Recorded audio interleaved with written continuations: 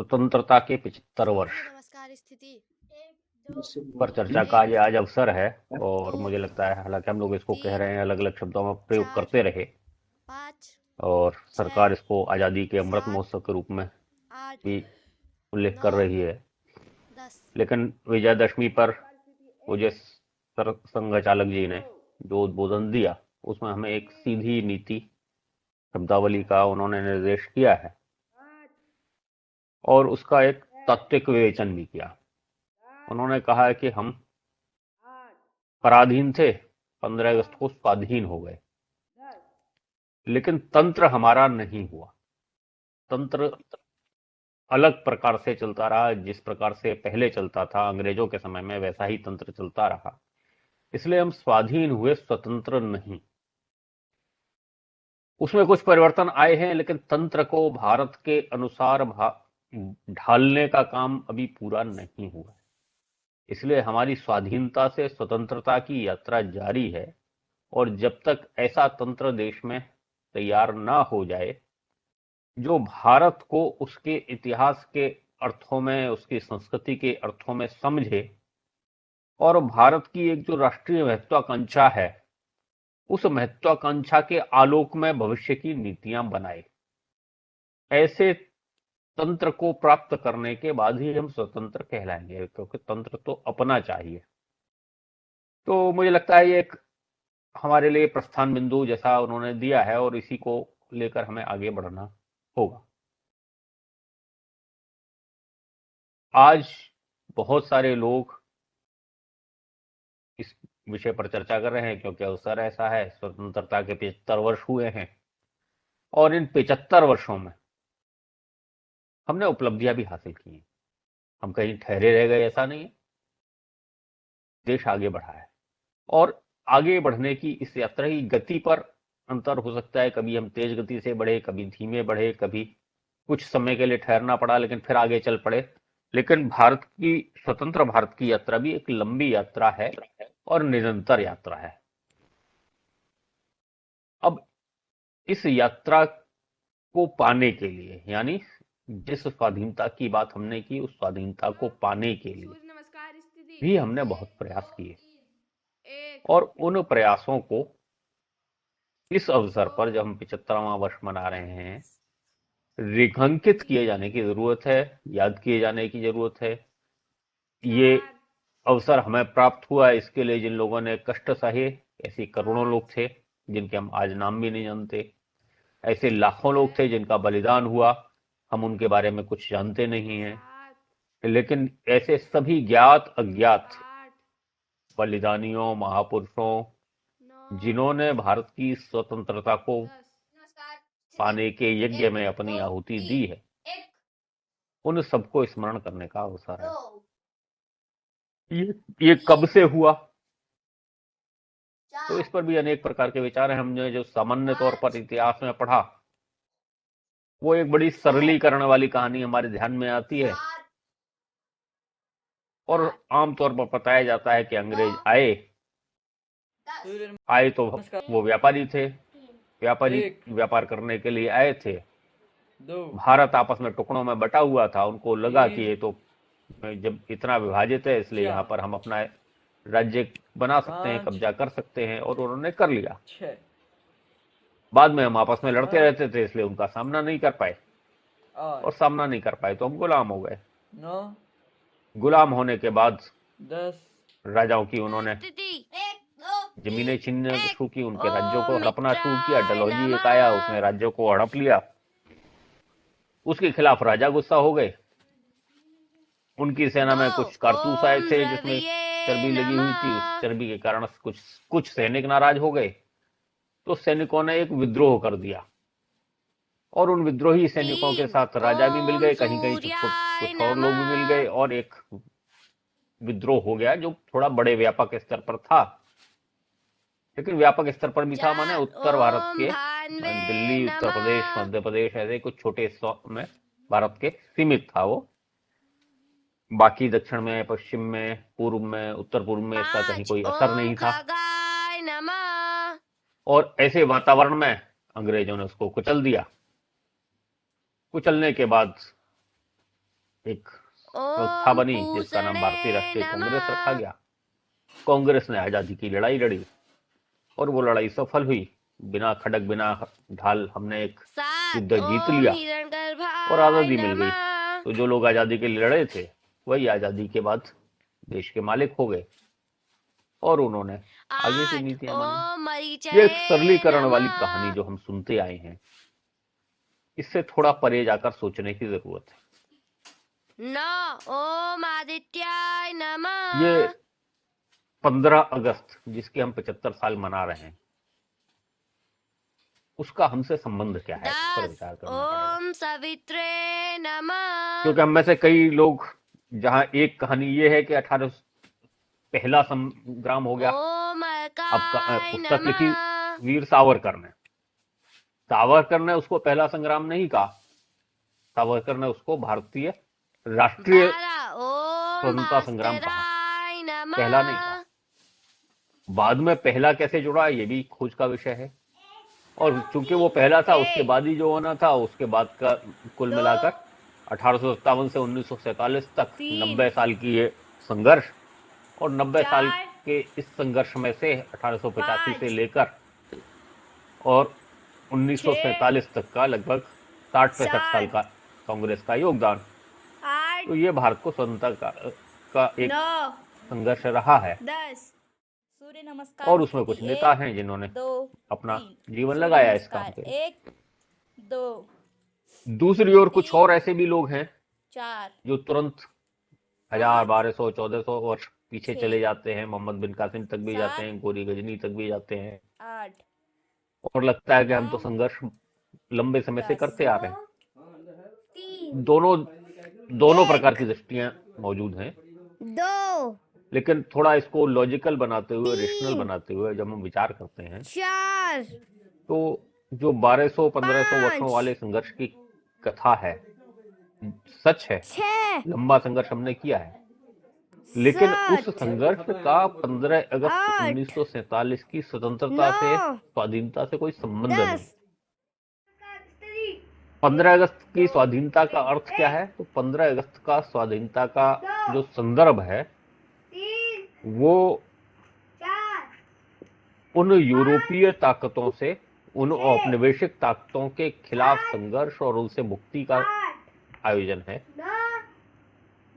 जो Vasco D gamma के भारत में प्रवेश करने के साथ ही भारत में शुरू हुई। और वास्को डी गामा ने भारत में कब अपना कदम रखा? तो वो रखा 1498 में।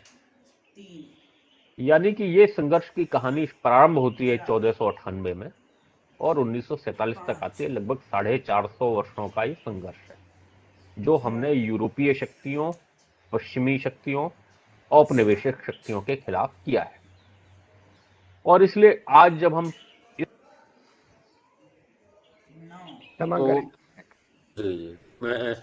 हम बात कर रहे थे वास्को डी गामा जब भारत आया, तो उसके पीछे की परिस्थितियों पर हम चर्चा कर रहे थे। उस समय के विश्व की स्थिति ऐसी थी कि भारत उस समय दुनिया का सबसे बड़ा व्यापारिक केंद्र था। सारी दुनिया से भारत व्यापार करता था और यूरोप, अफ्रीका और अन्य देशों तक भारत का व्यापार चलता था। भारत के बहुत सारे शहर उस समय, जिनको आजकल महानगर या कॉस्मोपॉलिटन सिटीज कहा जाता है, वैसे शहर थे, राज्य थे, जहां पर सारी दुनिया के व्यापारी रहते थे, अपने केंद्र बनाकर व्यापार करते थे। यूरोप उस समय सभ्यता का विकास कर रहा था और विकसित अवस्था में तो पहुंचा ही नहीं था, विकासशील अवस्था के लिए भी संघर्ष कर रहा था। और ऐसे में जो दो शक्तियां प्रमुख रूप से वहां उत्पन्न हुई, वो थी स्पेन और पुर्तगाल। इंग्लैंड वगैरह उस समय, फ्रांस, इंग्लैंड, ये सब बहुत बच्चे देश थे जो अपनी राष्ट्रीयता को समझने की कोशिश कर रहे थे। तो उस समय की दोनों महाशक्तियां पुर्तगाल और स्पेन, इन दोनों के बीच में संघर्ष चलता रहता था। और क्योंकि वहां पर बहुत कुछ उनके पास संसाधन नहीं थे और जो संसाधन थे भी उनके दोहन की सात बहुत पद्धति वो विकसित नहीं कर पाए थे, इसलिए एक कठिन परिस्थितियों में जीने वाले समाज के रूप में उनकी रचना उस समय थी। आठ ईसाइयत का बड़ा प्रभाव उनके ऊपर था और उससे बाहर जाना उनके लिए मुश्किल था। और ऐसी स्थिति में अचानक एक दिन कोलंबस, जो भारत ढूंढने के लिए चला था, अमेरिका पहुंच गए। और अमेरिका पहुंचकर जब ये कोलंबस स्पेन का था, स्पेन के राजा ने उसकी यात्रा को दस स्पॉन्सर किया था। और कोलंबस ने जब अमेरिका खोज लिया वहां, और अगले कुछ वर्षों में वहां के स्थानीय निवासियों 11 की बड़े नरसंहार करके वहां पर के संसाधनों पर अपना कब्जा कर लिया एक हिस्से पर, तब उनको ये चिंता हुई कि 12 उनका जो प्रतिद्वंदी देश पुर्तगाल है वो भी अपना हिस्सा मांगने आएगा, वो भी वहां पर अभियान शुरू करेगा, जो कि वो नहीं चाहते थे, क्योंकि 13 उनको एक बड़ी पूंजी मिली थी और उससे वो आगे बढ़ सकते थे। तो जिस प्रकार का स्वभाव था, भारतीय संस्कृति अलग है, सबको बांट कर खाने की प्रेरणा देती है, लेकिन वहां तो ऐसी कोई 14 संस्कृति थी नहीं जो प्रेरणा देती कि सब मिलकर भी जी सकते हैं। इसलिए उन्होंने ये विचार करना शुरू किया कि कैसे पुर्तगाल वहां न आए, 15 और उसके लिए उन्होंने एक रास्ता निकाला।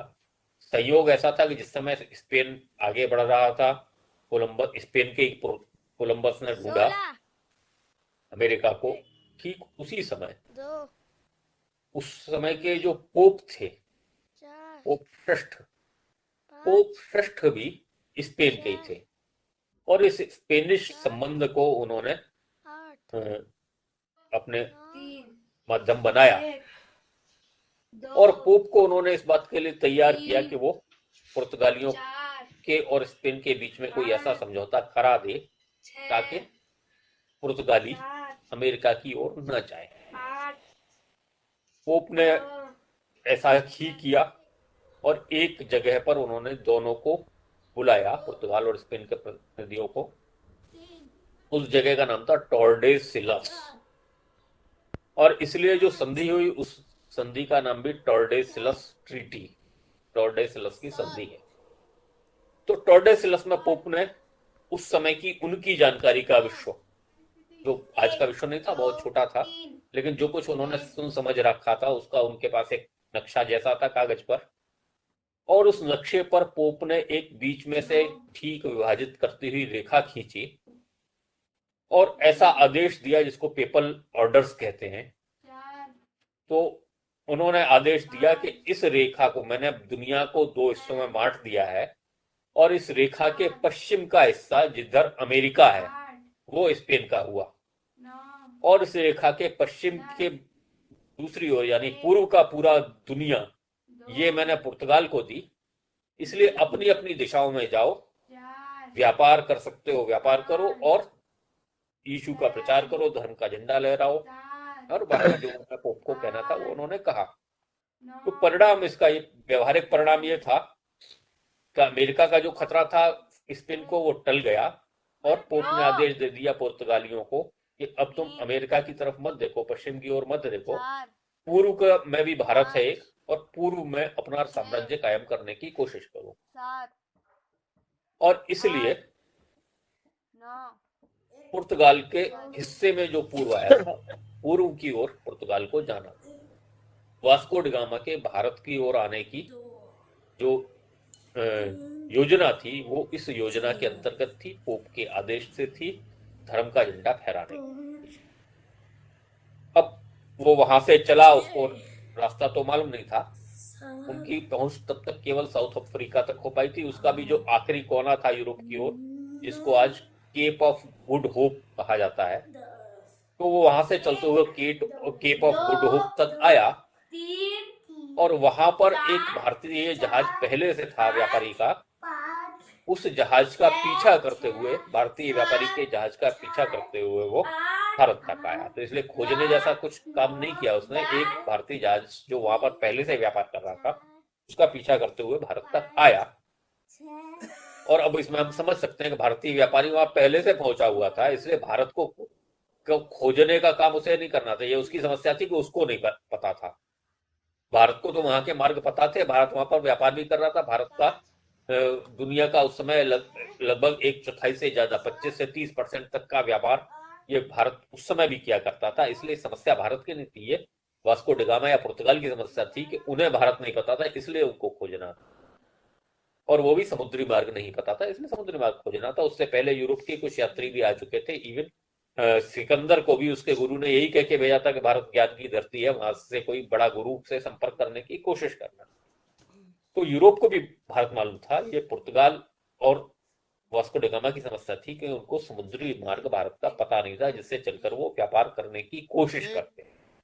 कोशिश शब्द मैं इसलिए कह रहा हूं कि वो जब वहां से 4 चला और केप ऑफ गुड होप होते हुए भारत पहुंचा, तो भारत के कालीकट के तट पर पहुंचा, 7 आज जिसको हम कालीकट कहते हैं। 8 और कालीकट के इस तट पर जब वो पहुंचा 10 दो तो वहां का उस समय का जो राजा था, तीन मैं बहुत लंबी कहानी में नहीं जा रहा हूँ, उस समय के चार, राजा जो थे मानव विक्रम के दरबार में वो पाँच, हाजिर हुआ और छह, अपने राजा की, अपने महाराज की ओर से, पुर्तगाल सात, के राजा की ओर से आठ, कालीकट के महाराजा के लिए जो भेंट लाया था, नौ, उसने उस भेंट को देकर अपना दस। संबंध बढ़ाने की कोशिश की।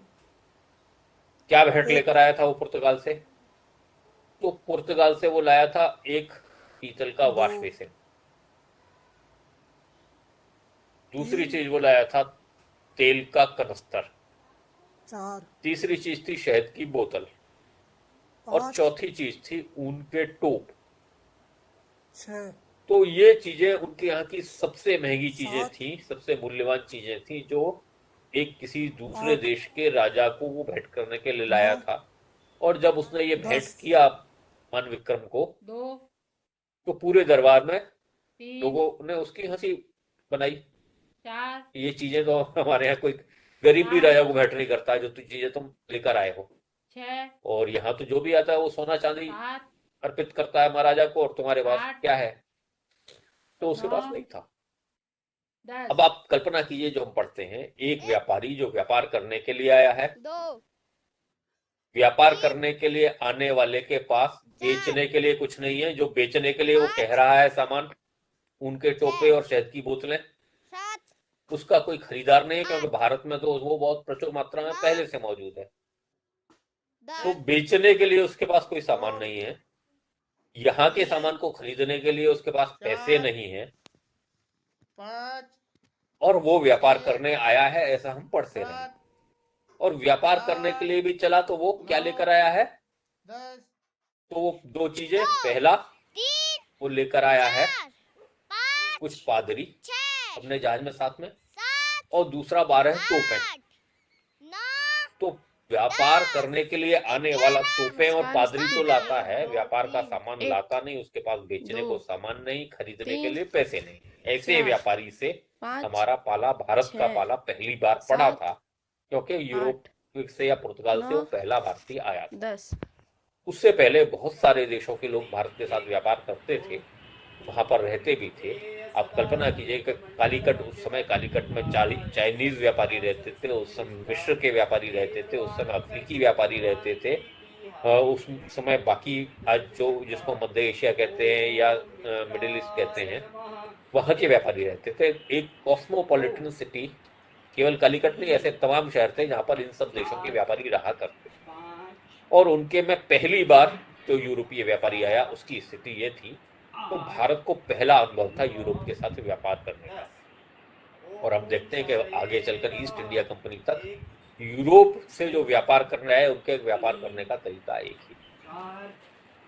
वास्को डी गामा लगभग 3 महीने तक कालीकट में रहा और उसका कुछ सामान बिका नहीं, सामान बिका नहीं तो पैसा आया नहीं, पैसा आया नहीं तो कुछ खरीदने लायक स्थिति में यहाँ से हुआ नहीं, और उसके पास का जो राशन था वो भी खत्म हो गया। ऐसी स्थिति में उसने 10 भारतीय व्यापारियों का अपहरण किया। अब आप देखिए, पहला अनुभव हमारा व्यापार का जो है यूरोप के साथ, वो क्या है? उसने 10 भारतीय व्यापारियों का अपहरण किया और उनका अपहरण करके वो अपने जहाज पर ले गया। उसने उनको कहा कि अपने यहाँ का गोदाम का सारा माल मेरे जहाज पर ला दो। तो और लोगों ने जब लादने की लाद रहे थे, तभी सैनिकों ने उनको देख लिया। सैनिकों ने इकट्ठा होकर उनका पीछा किया। अंततः उसको रात के अंधेरे में भागना पड़ा और भागते भागते उन 10 व्यापारियों की हत्या करके वो उनकी लाशें समुद्र में फेंक दी।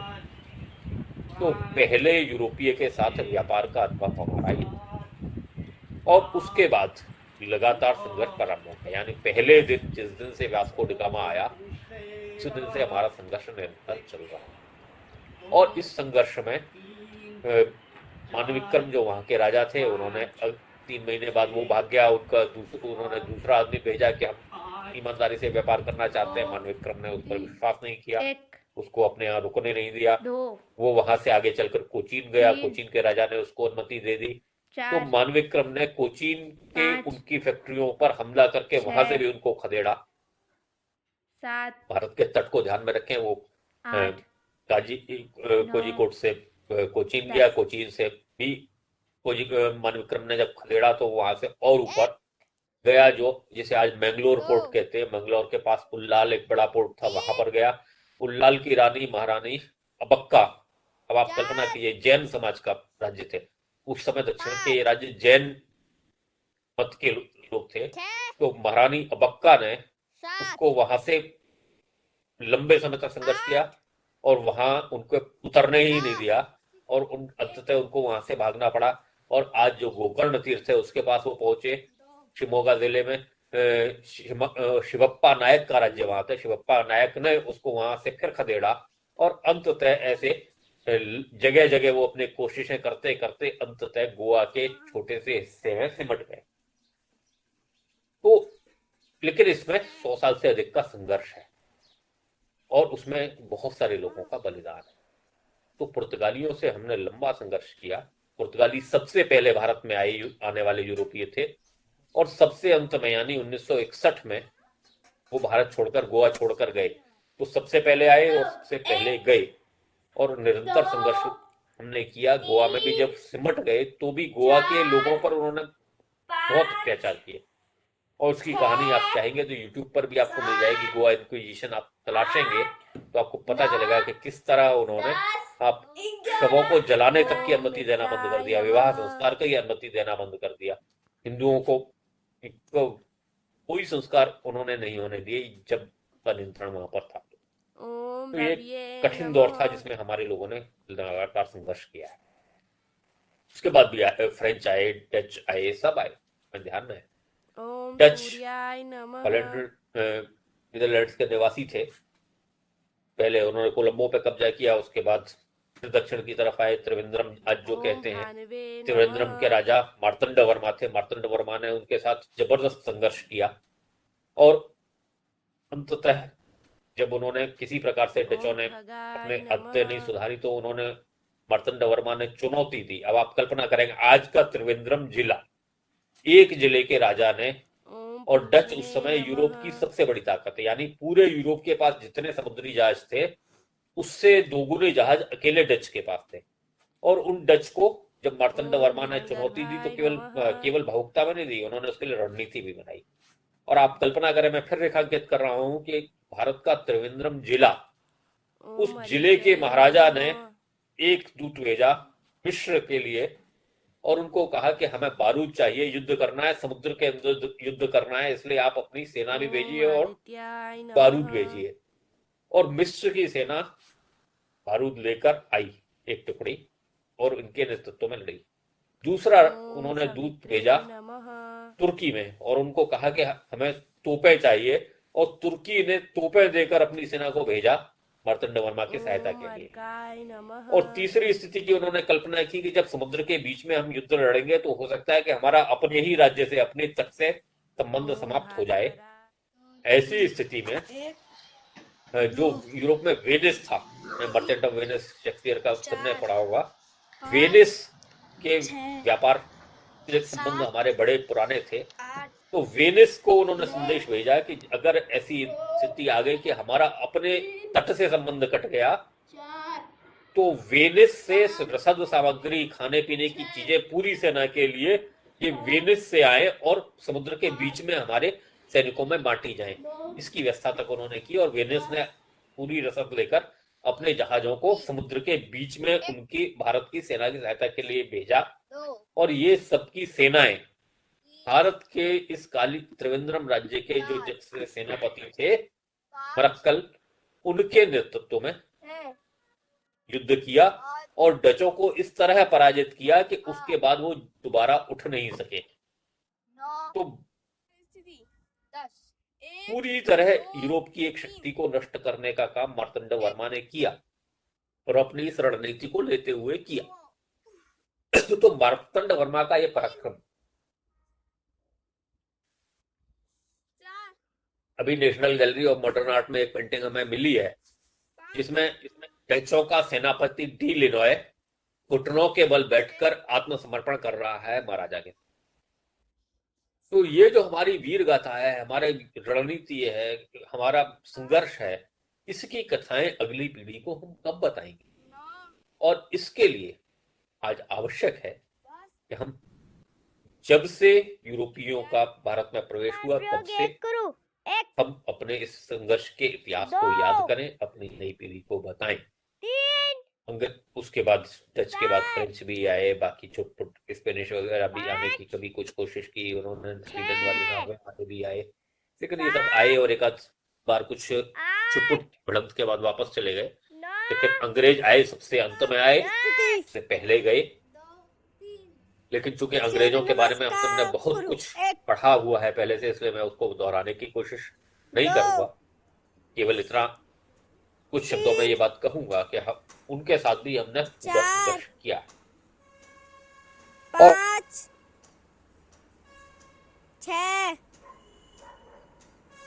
7 के स्व के लिए हमने उसकी प्रेरणा को लिया। हमारी प्रेरणा केवल राजनीतिक आजादी प्राप्त नहीं करना था, हमारी प्रेरणा विश्व में हमारा जो स्थान था उसे प्राप्त करने का था। हमारी प्रेरणा अपनी भारतीय पहचान को विश्व में स्थापित करने का था और अपने मूल्यों, अपनी संस्कृति का, अपनी आस्थाओं का पालन करते हुए 8 तो इस सब के साथ नमस्कार स्थिति हमने संघर्ष किया, लंबा संघर्ष किया। उसमें 1857 भी आता है, उसमें 1757 प्लासी का युद्ध, जो इस वास्तव में युद्ध नहीं था, हम सबने पढ़ा है इसलिए मैं दोहरा नहीं रहा हूँ। लेकिन एक छल के द्वारा पहला प्रवेश अंग्रेजों का भी छल के द्वारा हुआ। उन्होंने उसके सेनापति को अपने साथ मिला दिया रिश्वत देकर, और युद्ध के नाम पर युद्ध हुआ ही नहीं। सेनाएं आमने सामने आई और वापस चली गई। जो सेनापति था वही अपनी सेना लेकर वापस चला गया, सिराजुद्दौला का। तो इसलिए सिराजुद्दौला की कोई इसमें युद्ध न होने में कोई मानता नहीं है। उसके पास कोई लड़ने की ताकत नहीं थी, इसलिए नहीं लड़ा और अंततः सरेंडर कर दिया, उनकी कैद में मर गया। तो अंग्रेजों ने पहला प्रवेश भी अंग्रेजों का भी छल के साथ ही था भारत में, और चूंकि छल उनकी विशेषता थी इसलिए उन्होंने जहां जहां अपने आप को फैलाया वहां वहां उन्होंने भारत के साथ दुर्व्यवहार किया, भारतीयों के जीवन शैली में हस्तक्षेप किया। और इसलिए हम देखते हैं कि 1757 में प्लासी के युद्ध के बाद 1857 तक के लगभग 100 साल में लगातार संघर्ष चलता है, और संघर्ष करने वाले अधिकांश लोगों में वनवासी समाज है, जंगलों में रह रहा है। तो जंगल में कुछ नहीं रहा था। जो हमारी कहानी सुनाई जाती है कि राजाओं ने युद्ध किया, राजा बड़े परेशान थे, राजाओं के राज्य हड़प रहे थे। तो लेकिन जो लोग वन के अंदर रह रहे थे उनका क्या हड़प रहे थे, उनका क्या खो रहा था।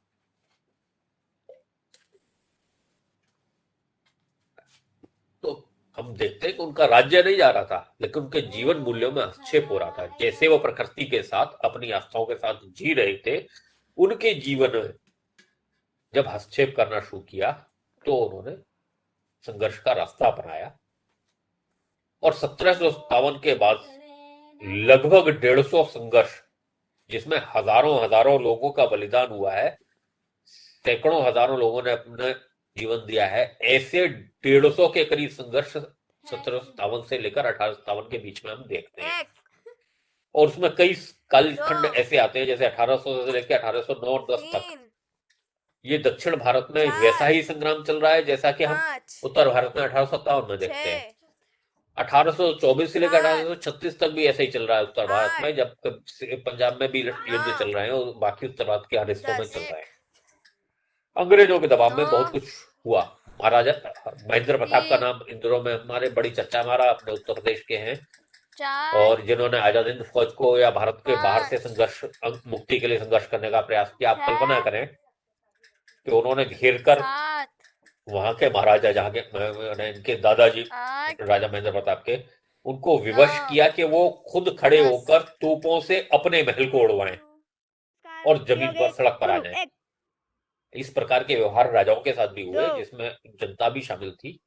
और इसलिए जब वो संघर्ष शुरू हुए, 150 संघर्ष 1757 से लेकर 1857 के बीच में, 1857 की महाक्रांति, जिसके बारे में कई बार उन्होंने कहा कि पश्चिम में कोई असर नहीं था, दक्षिण में कोई असर नहीं था, लेकिन आप उसके 1857 और 58 के डॉक्यूमेंट्स अंग्रेजों के देखिए, तो वो क्यों मुंबई में लोगों को तोप से बांध कर उड़ा रहे हैं, चेन्नई में तोप से बांध कर उड़ा रहे हैं, फांसियां दे रहे हैं, किस लिए दे रहे हैं? अगर वहां पर कुछ विद्रोह नहीं था तो फांसी क्यों दी जा रही है?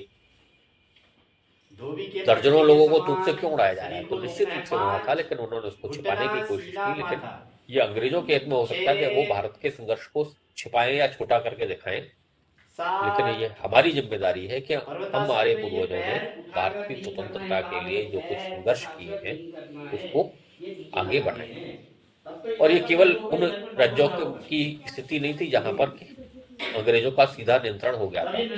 बड़ा हिस्सा राजाओं के नियंत्रण में था, रियासतें थी, गढ़वाली कुमायूं भी वैसा ही था, लेकिन वो अंग्रेजों के कब्जे में नहीं था, गुलाम भी नहीं था, उनकी संधियां थी, और संधियां होना गुलामी नहीं होता। इस चीज को हमें ध्यान में रखना होगा। हमारी अमेरिका से संधि है तो हम गुलाम नहीं है, हम कुछ संधियों के साथ तो बने हैं। ठीक है, उसमें हमारा पक्ष कमजोर था और संधि शायद हमारी विवशता रही होगी, लेकिन फिर भी इन क्षेत्रों में भी जहां पर राजा राज्य करते थे, रियासत थी, ऐसा नहीं था कि स्वतंत्रता आंदोलन नहीं चला। हमें इसका थोड़ी जांच पड़ताल करनी पड़ेगी, देखना पड़ेगा, डॉक्यूमेंट देखने पड़ेंगे। अभी मैं जम्मू कश्मीर में बात कर रहा था तो पता चला कि जिस जगह पर हमारा कार्यालय है वहीं पर वेद मंदिर जो कहलाता है, वहीं पर भगत सिंह और चंद्रशेखर आजाद 3 महीने रहे। वहां के नौजवानों को उन्होंने बंदूक चलाना वहां के जंगलों में सिखाया, और यही हम गढ़वाल का टिहरी के जंगलों के बारे में भी सुनते हैं। ऋषिकेश के आसपास भी ऐसे बंदूक सिखाने के आयोजन होते थे। तो हरिद्वार का कुंभ था, नीलगिरी के जंगल जो है मोतीचूर के पास, 1857 की सारी योजना उस नीलगिरी के जंगल में बनी। आप 1857 के कुंभ में नाना साहब पेशवा आए थे, महारानी लक्ष्मीबाई आई थी, तात्या टोपे आए थे, अजीमुल्ला खां आए। स्वतंत्रता से 1857 के प्रथम जिसको कहते हैं, लेकिन वो राष्ट्रीय स्वतंत्रता संग्राम था। उस राष्ट्रीय स्वतंत्रता संग्राम के सारे बड़े नीति निर्माता, योजनाकार ये कुंभ के मेले में एकत्र हुए, और वहां से सन्यासियों के साथ उनकी बैठक हुई। सन्यासियों ने पूरे देश में जो अलख जगाया स्वतंत्रता का, वो उस बैठक का, उस योजना का नतीजा था। इसलिए उत्तराखंड की बहुत बड़ी भूमिका है उस पूरे आयोजन में। घुटना सीना माथा 6 तो सर्पासन भुजंगासन, अगर हमें इतिहास में नहीं पढ़ाया गया तो ये उनकी समस्या हो सकती है, लेकिन हमारे पास एक अवसर है इस तरह वर्ष का, जब हम अपने इतिहास को खंगालें, हाथों को एडजस्ट कर रहे हैं, कार्यक्रम करेंगे, नीचे तक जाएंगे, बड़े-बड़े आयोजन करेंगे, लेकिन इस समय केवल कार्यक्रम नहीं, हम एक बार अपने इतिहास को ढूंढने की कोशिश करें, हम याद करने की कोशिश करें, अपनी पिछली पीढ़ी के लोगों से पूछे कि उन्होंने किसी क्रांतिकारी को अपने क्षेत्र में देखा, हमारे घरों में कोई आकर रुका क्या, छिपने के स्थान आमतौर पर जहां पर अंग्रेजों का सीधा राज्य नहीं था, रियासतें थी, वहीं पर सारे क्रांतिकारी छिपते थे, वहीं पर अपना गोला बारूद एकत्र करते थे। तो हम ढूंढे कि हमारे यहाँ का योगदान क्या था। कुंभ का मुझे मालूम है ऋषिकेश के आसपास के जंगलों में क्रांतिकारियों की